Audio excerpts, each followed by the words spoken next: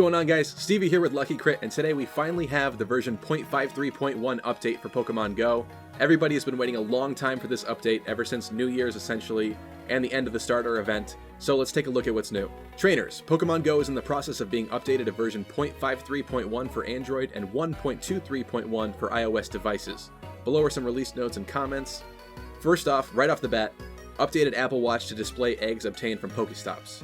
Very helpful. I don't personally own an Apple Watch, but that's going to be good for them. Number 2, changed distance tracking to better account for GPS drift. Now, a lot of people, when they first read this, were worried about this because essentially what this means is you might not get any more kilometers from GPS drifting. And in case you don't know, GPS drifting is essentially when your phone's GPS kind of freaks out a little bit and kind of thinks that you're somewhere else and puts you over there and then kind of realizes that's wrong and puts you back. So your character, your avatar in the actual game itself tends to walk around, kind of run around a little bit, and essentially it's trying to triangulate your location but having a hard time doing it. So the good thing about that before was essentially what that would do is just by sitting here idle, essentially, you could rack up some kilometers by your character just running around because of that GPS drift.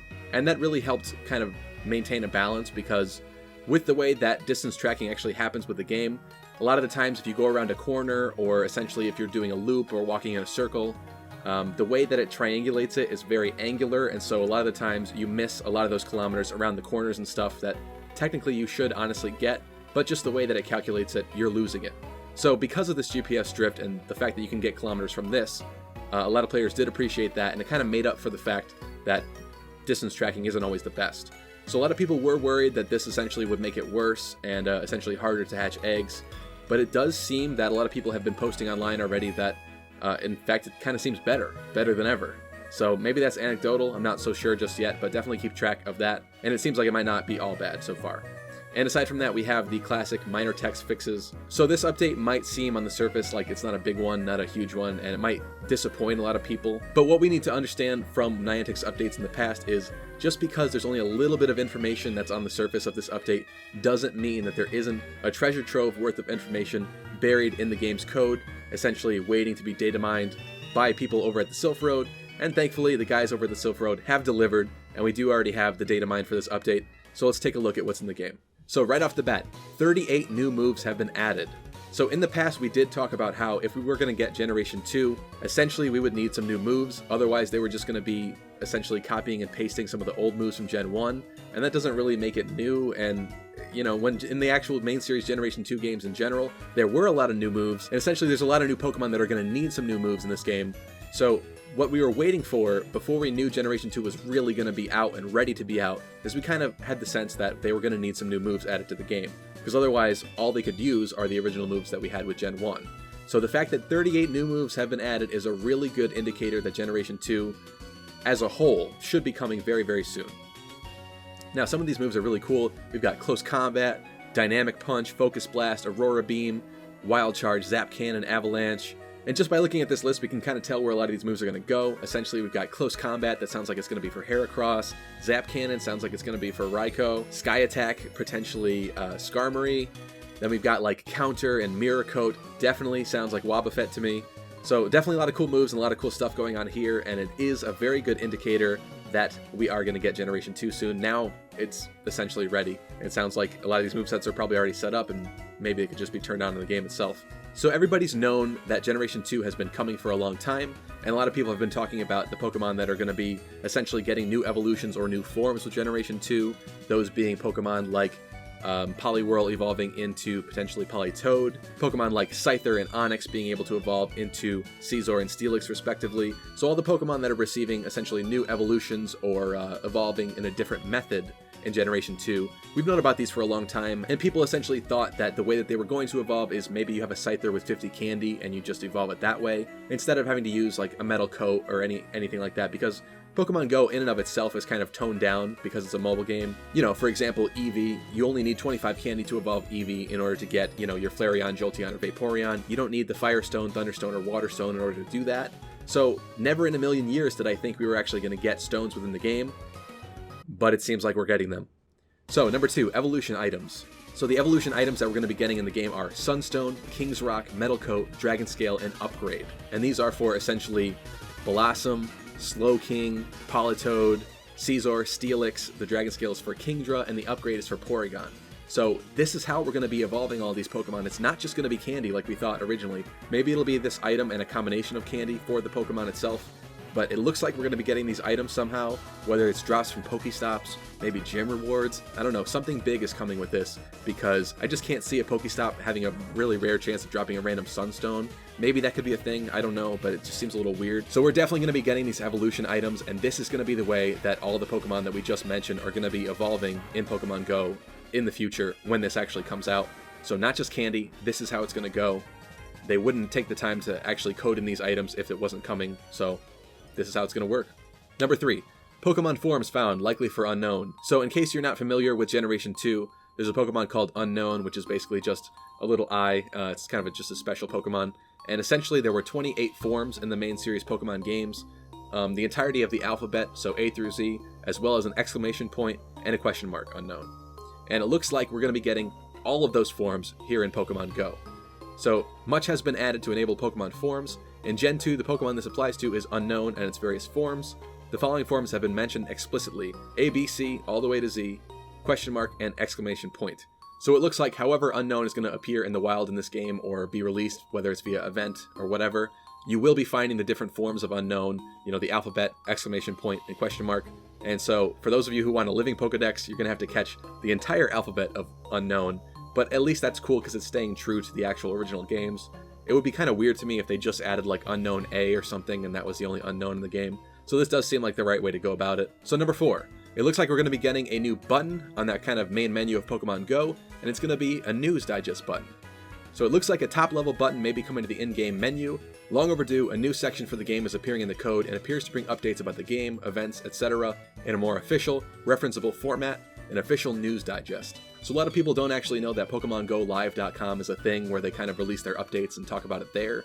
And, a lot of people actually refresh those pages waiting for those updates. But essentially what it looks like is we're going to be getting an actual button in the app itself that's going to talk about the latest updates to the app, which is going to be a nice, quick, and easy way of seeing what's been changed, what's been added, even though their, usual patch notes aren't that great or aren't that extensive. That's still going to be really nice to see. Number 5, more avatar customization. In the past, we did notice within the app data mines that we were going to get a lot more customization options for our avatars in the game, and whether or not they were going to be DLC or actual unlocks is still up to whatever Niantic decides. But we may get some via like medals or something like that. But now it seems like we're going to be getting 3 more categories of avatar customization options: belt, glasses, and necklace. So definitely a lot coming for Pokemon Go. As far as avatars go, I mean, they're kind of generic right now, but it's going to be great to see once this stuff actually comes out and drops in the game. Number 6. So in the past here on this channel, we did talk about how shiny Pokemon and genders were revealed and are coming to Pokemon Go. You can check that out in a video up here.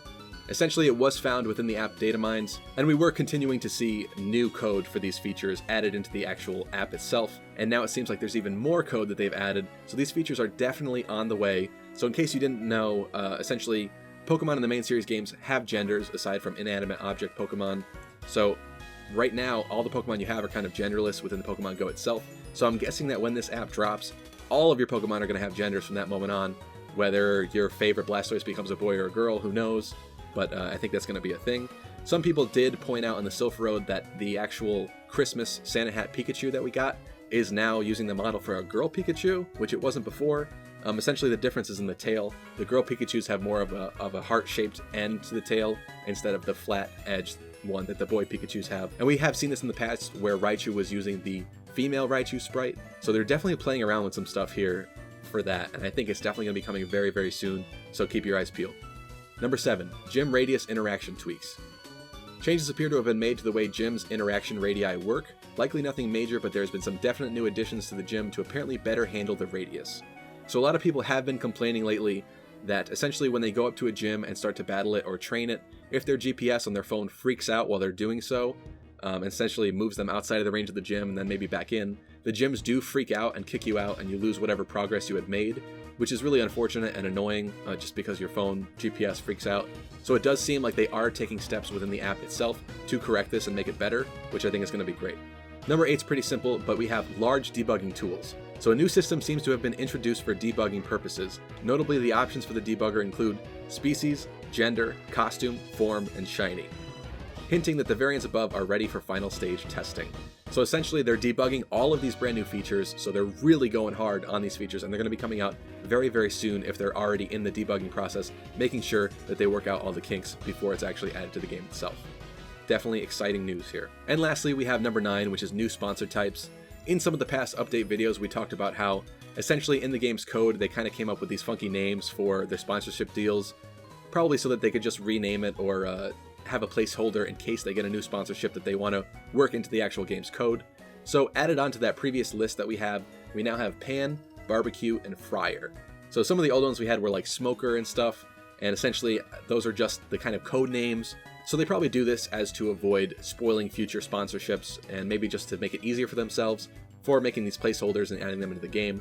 And essentially this probably just gives them a vehicle to add the new code for whatever sponsorship deal or event is going to be coming. So that's interesting to see. They're definitely planning to have a lot of sponsorships if they have this many placeholders. I feel like it's like at least somewhere between 6 to 9 at this point. We've already gotten stuff like Starbucks, so who knows what's coming next. So a lot of interesting stuff with this update, a lot of things that I personally did not expect, like with the new evolution items coming. The game is definitely going to be taking a big turn this year.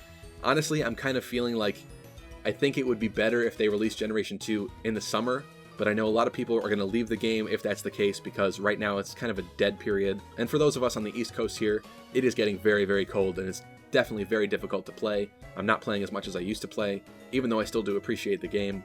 And with the sort of lack of updates lately, it's been a little bit of a stretch. So I definitely wouldn't blame them for adding the rest of Generation 2 soon, but I feel like overall, the biggest potential would be to release it in the summer, where everybody can jump back on the Pokemon GO bandwagon, play again, and get out and go around when the weather's great, but we'll just have to see what they end up doing. And with some of their recent social media posts, it seems like they might be adding in Generation 2 in kind of a sneaky fashion. Maybe all of a sudden they'll just switch it on at some point, and we'll start finding these Generation 2 Pokemon in the wild. Maybe we'll start seeing posts online of people saying, oh my god, I just caught a Spinarak or something like that. So definitely keep your eyes peeled, because all of this stuff should be coming very, very soon, and it seems like they're in the final stages and just about ready to release it to the game. That's going to be all for today's episode, but thank you guys so much for watching, and definitely be sure to let me know in the comment section down below your thoughts on this latest update, how you feel about the evolution items coming to the game, and if you did appreciate this update, be sure to slash that thumbs up down below, and if you haven't already, please consider getting subscribed to Lucky Crit today for future updates, more Pokemon GO videos, as well as Nintendo, tech, and retro content. Thank you so much for watching. I'll see you guys in the next episode.